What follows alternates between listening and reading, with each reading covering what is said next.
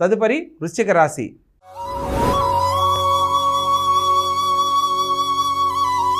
ఈ యొక్క వృశ్చిక రాశి జాతకులకు లగ్నాధిపతి అయిన కుజుడు స్వస్థానంలో సంచరించడం చేత మాట్లాడే సందర్భంలో ప్రతి మాట ఆలోచించి మాట్లాడాలి. ఖచ్చితంగా మాట్లాడే మీ యొక్క వ్యవహార ధోరణిని మార్చుకోవడం ఎంతో ఉత్తమము. అదేవిధంగా ద్వితీయ స్థానంలో సంచరిస్తున్న అష్టమ లాభాధిపతి అయిన బుధుడు తిరిగి స్వస్థానంలో సంచరించబోతున్న క్రమంలో ముఖ్యమైన విషయాలలో ఆచితూచి వ్యవహరించాలి. ఖచ్చితంగా మాట్లాడే మీ యొక్క వ్యవహార ధోరణిని మార్చుకోవాలి. అదేవిధంగా వ్యయ స్థానంలో సంచరిస్తున్న శుక్రుడు కూడా లగ్నంలో సంచరించబోతున్న క్రమంలో ఆర్థికంగా మాత్రం ఈ వారం మీకు అనుకూలిస్తుంది. ద్వితీయ స్థానంలో రవిగ్రహ సంచారం చేత రాజ్యాధిపతి అయిన రవి ద్వితీయ స్థానంలో సంచరించడం చేత తండ్రి గారితో చక్కగా మెలగాలి. తండ్రి గారి ఆలోచనతో తీసుకునే ప్రతి నిర్ణయంలో కూడా తప్పగా రాణిస్తారు.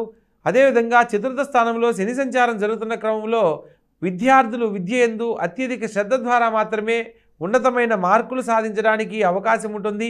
పంచమ స్థానంలో రాహుగ్రహ సంచారం జరుగుతున్న క్రమంలో సంతాన భాగ్యం కోసం ఎదురు చూస్తున్న వారు ఆరోగ్య విషయంలో ఒకటి జాగ్రత్తలు తప్పకుండా పాటించాలి.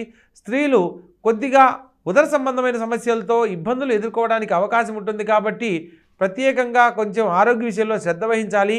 షష్టమ స్థానంలో ద్వితీయ పంచమాధిపతి అయిన గురువు సంచరిస్తున్న క్రమంలో శత్రుక్షయానికి ఇది సరైన కాలము.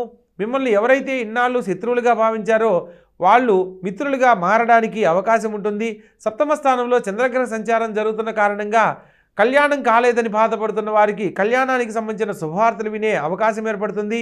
అదేవిధంగా భాగ్యస్థానాధిపతి అయిన చంద్రుడు స్వస్థానంలో వారం చివరిలో భాగ్యస్థానంలో సంచరించడం చేత ప్రభుత్వ సంబంధమైన ఉద్యోగం కోసం ఎదురు చూస్తూ ఉద్యోగానికి సంబంధించి శుభవార్తలు వినే అవకాశం ఏర్పడుతుంది.